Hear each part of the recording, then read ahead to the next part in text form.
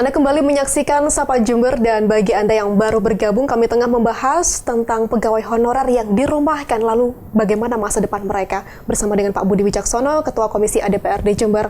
Pak Budi, di tanggal 17 Februari kemarin sudah mengadakan rapat terkait dengan pansus pegawai non-ASN. Apa yang menjadi solusi untuk dilakukan nanti?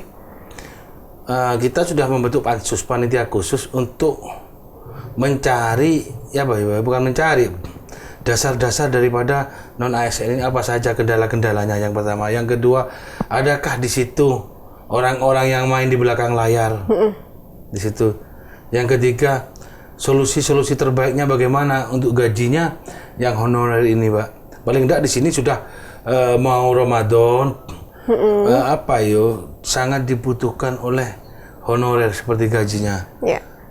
Itu sebelum, insya Allah pada waktu Ramadan harus ada nomenklatur atau aturan yang bisa dipakai untuk mencairkan itu, gitu. Baik, jadi diusahakan bagaimana gaji mereka di bulan Januari ya Pak ya? Januari, Februari. Dan menjelang ini, Lebaran nanti gitu. Dan Pak Budi, terkait dengan pegawai honorer ini banyak sekali yang sudah dirumahkan. Yang ramai kemarin adalah di Dinas Lingkungan Hidup, tenaga kebersihan sebanyak 300 lebih yang dirumahkan akibatnya sampah bertumpukan di jalan-jalan protokol, hingga pegawai ASN mereka yang harus turun tangan membersihkan. Apakah itu solusi jangka panjang yang akan nanti diterapkan? Kalau dia sampai jangka panjang rusak wilayah Kabupaten Jember ini, kumuh sudah. Kemarin aja masih ada honorer, ada sampah sebagian kecil. Sekarang sudah tidak ada honorer. Jember akan jadi kumuh, yang pertama, Pak. Yang kedua, baunya sangat menyengat, sampah-sampah itu masuk namanya kota tapi baunya masih seperti itu. Iya, apalagi 3 kecamatan kota ya, Sumbersari, Patrang, Kaliwates yang menjadi sorotan begitu. Lalu lantas bagaimana ini nanti untuk tenaga kebersihan ke depannya, Pak Budi? Paling ke depannya makanya kita akan diadakan pansus.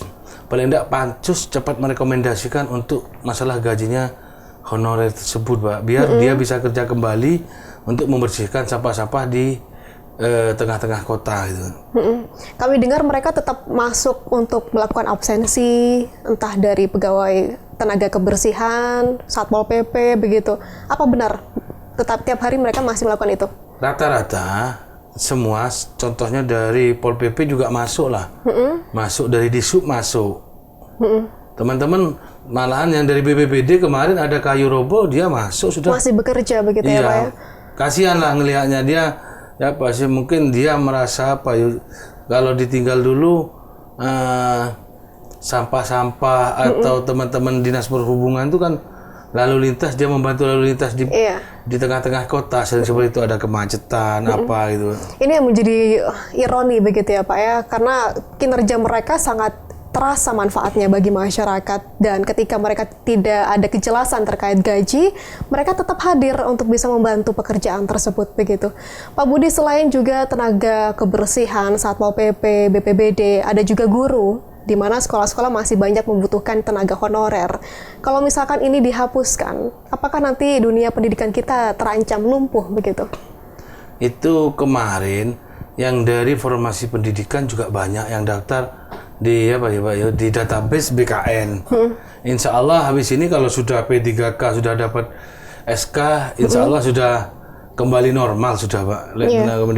Tapi yang kasihan itu yang tadi kita bahas, yang kurang dari 2 tahun itu, dia sudah pasti sudah dirumahkan. Karena kemarin kita sampaikan, saya baca di media online bahwasanya ada guru yang patungan untuk ngasih gaji upah. Gaji upah lah. Kalau seperti itu kan kasihan guru-guru yang ASN yang pasti sudah, Pak.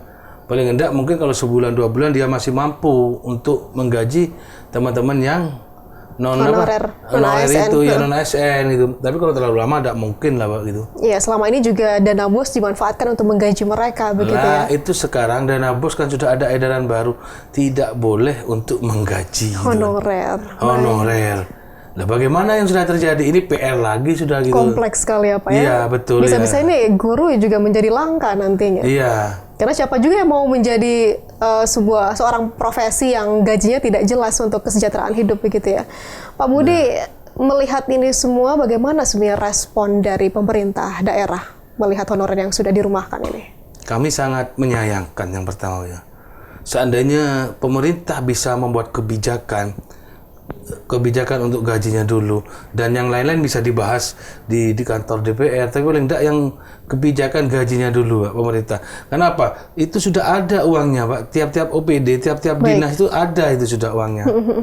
Gitu. Tapi karena tadi terbentur aturan, dia tidak berani mengeluarkan itu Pak.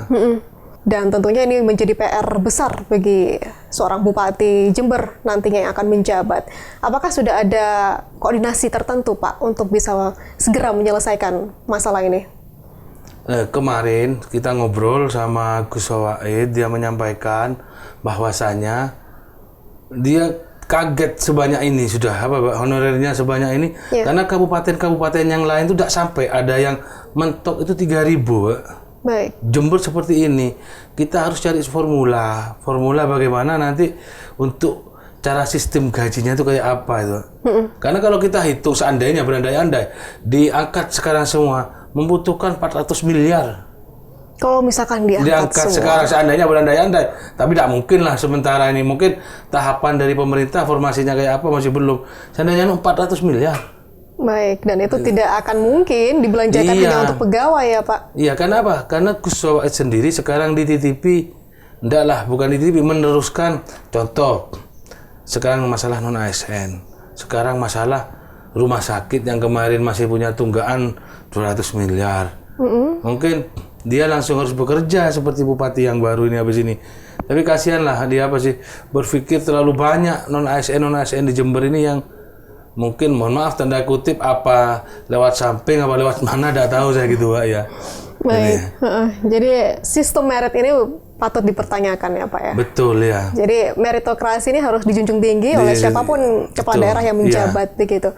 Pak, tentunya DPRD ini akan membaca bagaimana dampak signifikan yang terjadi pasca dirumahkannya begitu banyak honorer. Ini tidak hanya berdampak pada kehidupan pribadi mereka, tetapi juga masyarakat secara luas. Bisa saja angka kriminalitas meningkat seiring dengan pengangguran yang meningkat juga. Kita akan bahas Pak Budi di segmen berikutnya. Dan saudara, kita akan kembali usai jeda, tetaplah bersama kami dalam Sapa Jember.